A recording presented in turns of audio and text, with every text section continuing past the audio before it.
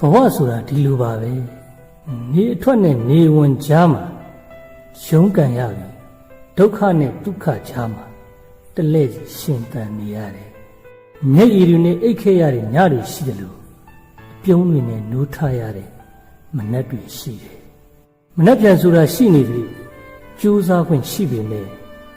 တခါတည်းရန်တနေ့တာကိုဖြတ်တန်းရတာကိုကစိတ်မွန်းကျက်စရာတွေဖြစ်နေတတ်တယ်အပြောဆိုတာတဝစာမဟုတ်တော့အပြက်တွေလာလဲတဖန်ခန္ဓာရင်ရှိနေဘူးတော့လူတယ်မဟုတ်လားဘဝဆိုတာဒီလိုပါပဲလေတန်မာဖို့ကြိုးစားရင်းကလည်းအကျင့်ချင်းကြနေတဲ့စိတ်ကလေးရှိမယ်ပို့ကောင်းဖို့ကြိုးစားနေရင်းကလည်းကျင့်ချင်းရှုံးနေရတာတွေရှိတယ်မေတ္တာတွေပုံပေးနေရင်းကလည်းဥပိ္ပခာတွေပဲပြန်ရလိုက်တာတွေရှိတယ်အချစ်တွေဈေးပေါ်နေတဲ့ခေတ်မှာအချစ်စစ်တွေတန်ဖိုးကြတာမဆမ်းပါဘူးတစ္ဆာတရားတွေရှားပါနေတဲ့ခေတ်မှာတစ္ဆာမဲ့သွားတဲ့သူကိုကြူတီးခွင့်ရိုက်လိုက်တာကိုကကင်ကံကောင်းတာပါပဲ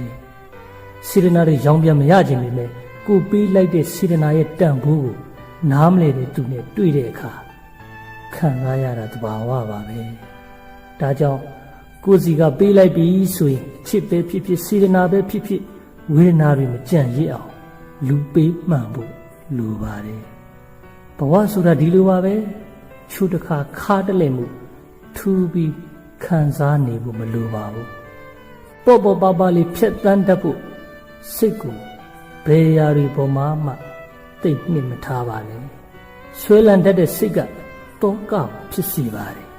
တောကတွေများတတ်တဲ့စိတ်ကစိုးရိမ်ခြင်းကိုဖိတ်ခေါ်နေတတ်တယ်အကြောက်တရားတွေများလာပြီဆိုရင်ဘယ်လိုဘဝမျိုးမှာပဲနေနေအဆင်ပြေတော့ပါဒါကြောင့်ဘဝဆိုတာနေတတ်တဲ့သူအတွက်တော့ကြည်နက်စရာဖြစ်နေမှာပါပဲဘဝနဲ့ရင်းပြီးရလိုက်တဲ့သင်ခန်းစာတွေက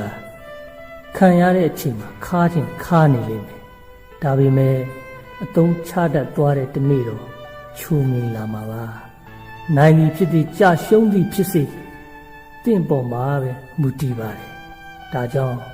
စိတ်ကမကြပါနဲ့တင့်ဘေးမှာဘယ်သူမှမရှိဘူးဆိုပြီးလေ